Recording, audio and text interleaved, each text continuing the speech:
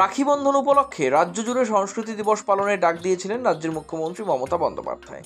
বেশ কিছু বছর ধরেই বাংলা জুড়ে রাজ্য সরকারের উদ্যোগে পালিত হয়ে আসছে এই দিনটি। পাশাপাশি তৃণমূল কংগ্রেসের পক্ষ থেকে এই দিনটি পালন করা হয়। দেশ জুড়ে যেভাবে ধর্মে ধর্মে হানাহানি চলছে, সেই সময় সম্প্রীতি রক্ষার বার্তা দিতে রাখি বন্ধন উৎসবের আয়োজন করেছেন তারা। ধর্মীয় উৎসবের বাইরে গিয়ে কবিগুরু রবীন্দ্রনাথ ঠাকুর যে সম্প্রীতির বার্তা দিয়েছেন, তাকেই পালন করতে দেখা গেল রাজ্যবাসীকে। রাজ্যের অন্যান্য জায়গার পাশাপাশি দক্ষিণ দমদম পুরসভার 15 নম্বর ওয়ার্ডের পুরপিতা দেবাশিস বন্দ্যোপাধ্যায়ের উদ্যোগে আয়োজিত হলো রাখি বন্ধন উৎসব। এলাকার মানুষকে সঙ্গে নিয়ে রাখি বন্ধন উৎসব পালন করলেন তিনি। এদিন তিনি বলেন, দেশ জুড়ে যেভাবে ধর্মে ধর্মে হানাহানি চলেছে, তাতেই উৎসব আরও বেশি করে প্রয়োজন। পাশাপাশি আরজিকর কাণ্ডেও মুখ খোলেন তিনি। দোষীদের দ্রুত শাস্তির দাবি করেন। সেই সঙ্গে তিনি বলেন, এই শহর মহিলাদের জন্য সব থেকে সুরক্ষিত। পাশাপাশি ডাক্তারদের দ্রুত কাজে ফেরার অনুরোধ করেন তিনি।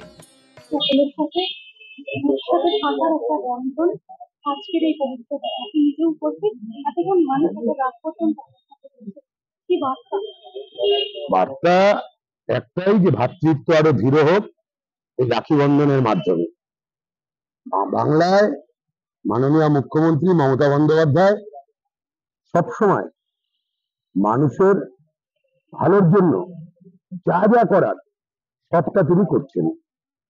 আপনারা দেখেছেন যে শুধু রাখি বন্ধন উৎসব না, রবীন্দ্রনাথের জন্মদিন মৃত্যুদিন থেকে শুরু করে স্বাধীনতা সংগ্রামীদের জন্মদিন মৃত্যুদিন, প্রত্যেকটা ব্যাপারে লেখক, কোন সাহিত্যিক, কবি, তাদের জন্মদিন মৃত্যুদিন প্রত্যেকটা পালন করা, এগুলো কিন্তু তৃণমূল কংগ্রেস ক্ষমতায় আসার পর, মমতা বন্দ্যোপাধ্যায় আসার পর, ব্রাত্য বসু সৌগত রায়রা আসার পর, অভিষেক বন্দ্যোপাধ্যায়রা আসার পর এগুলো বিশেষ করে হয়েছে, যেটা বিগত দিনে তেমন একটা ছিল না।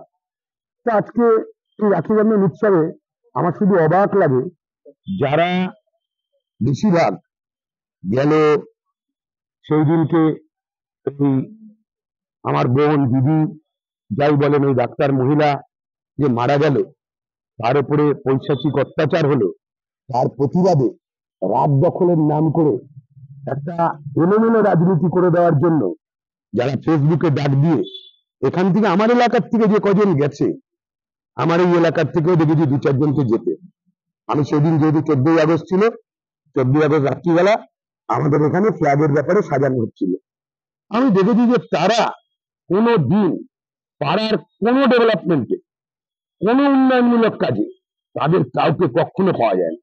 তারা বেশিরভাগ বাড়ির লোকের সাথে তাদের ঝগড়া, বাড়ির লোকের সাথে মামলা চলে, তাদের নিজেদের মধ্যে ঝগড়া, বোনের সাথে ননদের সাথে ঝগড়া, জায়ের সাথে ঝগড়া, এই সমস্ত মানুষরাই কিন্তু ওখানে গিয়ে সেদিন পৌঁছেছে।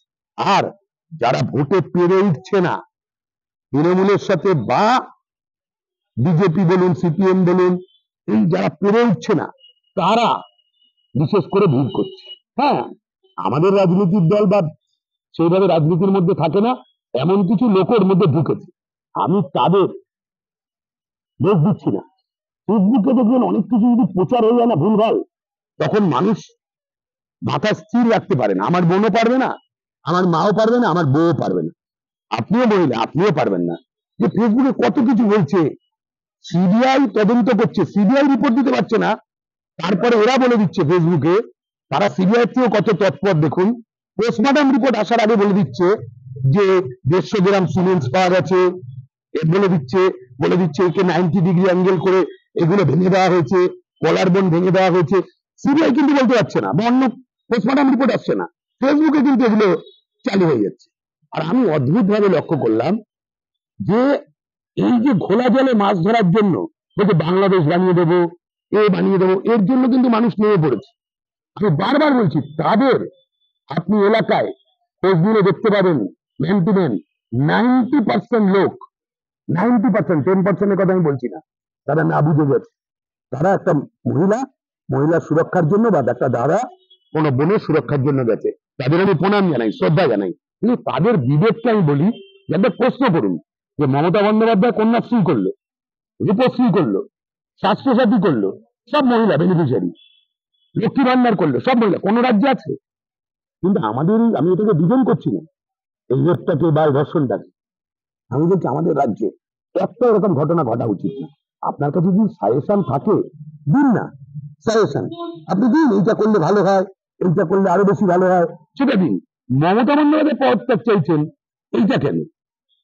আজকে কোন ছাত্র যদি ফেল করে হেডমাস্টার পদত্যাগ চাই, সেই মাস্টারমশাই তো ছাত্রদের সাথে সেইভাবেই ব্যবহার করে, সেভাবেই পড়ায় যাতে সবাই পাস করে। একদিন যদি ফেল করে কি করতে পারে তার প্রতি এক্সট্রা কেয়ার নেবে, দেখবে। তেমন এইটা হওয়ার পরেও মমতা বন্দ্যোপাধ্যায় আরো এক্সট্রা কেয়ার নেবে। কি করবে? তার জন্য কি মমতা বন্দ্যোপাধ্যায় নিজে রেপ করেছে, কাউকে উস্কে দিয়েছে?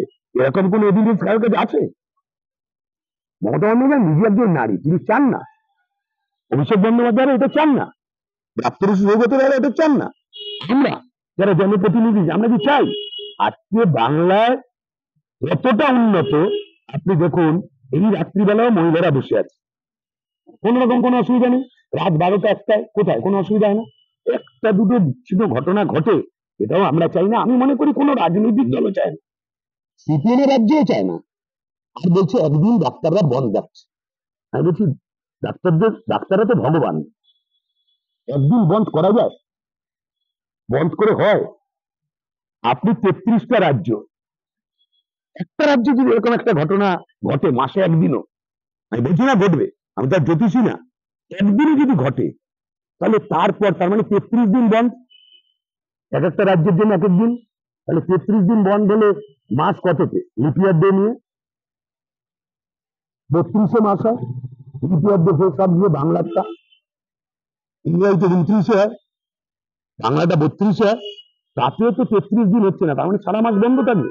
আর এই ডাক্তাররাই যারা চিকিৎসা দেবে নার্সিংহোমে, শুধু হসপিটালে ডিউটি আওয়ার্সে তারা বন্ধ করবে। আর আমরা যখন এইটায় সোচ্চার হবো, তখন মিডিয়ায় বা এতে আমাদের বাড়ি নিয়ে লেখা হবে, যে বাড়ি নিয়ে পোস্ট হবে। দেখুন, আমি যে মমতা বন্দ্যোপাধ্যায়ের ব্যাপারে মমতা বন্দ্যোপাধ্যায়ের পক্ষে বলেছি, সঙ্গে সঙ্গে বাড়ি নিয়ে পোস্ট হচ্ছে। আমি যে আমার ওয়ার্ডে যেহেতু হাইস্ট ভোটে জিতেছে সৌগত রায়, আমার বিরুদ্ধে পোস্ট হচ্ছে। আমার ওয়ার্ডে যেই ব্রাত্য বসুর হাইস্ট ভোটে যেতে, আমার বিরুদ্ধে পোস্ট হচ্ছে। দলও কিন্তু আমার পাশে দাঁড়ায় না। আমি বলি না দল আমার পাশে দাঁড়ায় না। দল তো আমার টিকিটও দেয়নি, আপনি তো জানেন, দল তো আমার টিকিটও দেয়নি। আবার আমার বিরুদ্ধেই দল পাঠিয়েছে মিউনিসিপ্যালিটিতে যে আমার সময় কোনো দুর্নীতি হয়েছে কিনা। দল 6 মাস ধরে সেই তদন্ত চলেছে। দল কিন্তু যখনই শোনে সেগুলো নিয়ে করে বলে, কিন্তু দেখবেন আমাদের এতে কিন্তু দাঁড়ায় না। কিন্তু আমরা যারা নিচুতলার কর্মী, যারা একজন সাধারণ কর্মী, আমরা কিন্তু বারবার রেজাল্টে প্রমাণ দিয়েছি। এই যে বাড়ি নিয়ে পোস্ট হচ্ছে, আমার ব্যক্তিগত ব্যাপার নিয়ে লিখছে, এগুলো কেন লিখছে? আমি যদি তৃণমূল কংগ্রেস না করি, আমি যদি সৌগত রায় আমার ওয়ার্ডে হাইট ভোটে না যেতে, আমার ওয়ার্ডে ব্রাত্য বসুরা যদি হাইট ভোটে না যেতে, এইসব পোস্ট আসবেই না, এসব কিচ্ছু থাকবে না। আপনি দেখুন সেদিনকে মিছিলে আমি বক্তব্য রেখেছি, তারপর সঙ্গে সঙ্গে ওই ক্যান্টনমেন্টের থেকে তার প্রোফাইলে গিয়ে দেখবেন বিজেপির কিছু লোক এবং আমাদের দলেরও কিছু লোক এগুলোতে আগুন পুড়িয়ে নেয়। আমার সাথে কি প্রতিযোগিতা করবো? আমি তাহলে ক্ষুদ্র ব্যাপার। আমি বলছি যে এটা রেজাল্ট বলছে, আমি বলছি না। রেজাল্ট বলছে যে 39টা ওয়ার্ডের মধ্যে আমাদের ওয়ার্ডেই হাইট ভোটে ব্রাত্য বসুও জিতেছে, সৌগত রায়ও জিতেছে। আর আমাদের ভোটার কম, 5,500 6,000 ভোটার, যাদের 14,000 15,000 ভোটার, তারাও কিন্তু আমাদের সাথে পেরে ওঠেনি। সেটা এইবার বলে না, পরপর আমি যেদিন থেকে কাউন্সিলর হয়েছি সেই দিন থেকেই আমরা দেখেছি যে আমাদের সাথে মানুষের মন কিন্তু জয় করেছি কাজের মাধ্যমে। এখন আমার ওই ভাব সম্প্রসারণের কথা মনে পড়ে, নদীর ওপার বলে ছাড়িয়া নিঃশ্বাস, ওপারেতে সর্বসুখ আমার বিশ্বাস। আমার এই ফেসবুকে যে লাইভ করে বলছে যে এই বাড়ির দাম 10 কোটি, এই বাড়ির দাম কে ঠিক করে? ঠিক করে তো ব্যাংকের ভ্যালুয়ার। আমি তাকে হাত জোর করে অনুরোধ করছি যে একবার ভ্যালুয়ার এনে আমার বাড়ির ভ্যালুয়েশন করে আমার একটা 2-3 কোটি টাকা লোনের ব্যবস্থা করে দিন না, তাহলে তো আমি উপকৃত হবো, তার কাছে কৃতজ্ঞ থাকবো, চিরকৃতজ্ঞ থাকবো তার কাছে।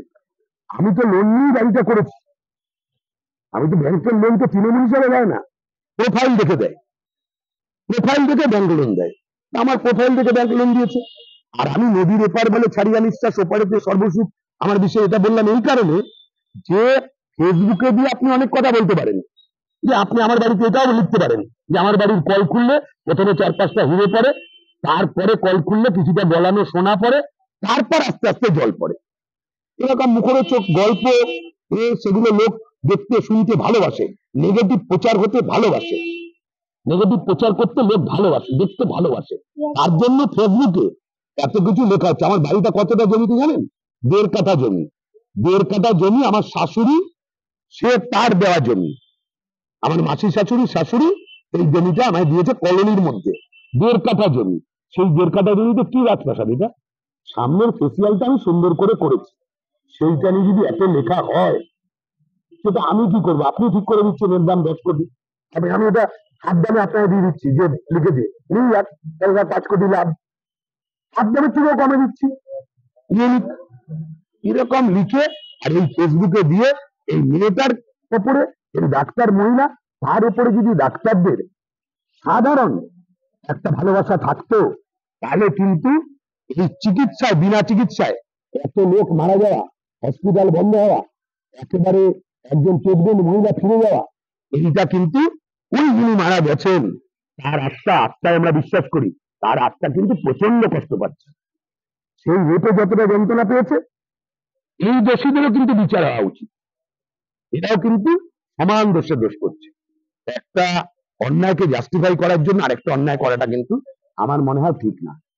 আমি হাত জোর করে লোকের কাছে অনুরোধ করবো যে আপনারা প্রপোজাল থাকলে দিন, উপদেশ থাকলে দিন, কিন্তু এই আগুন জ্বালিয়ে, হসপিটাল ভেঙে, দখল করে, মিডিয়ায় মিথ্যা কথা বলে, এইসব প্রচার করে কি লাভ? রাখির দিন ওরা কেউ রাস্তায় নেই। এই মহিলারা যারা সেদিকে গেছিল আমার পাড়ায়, তারা কেউ নেই। Bureau report, channel 10।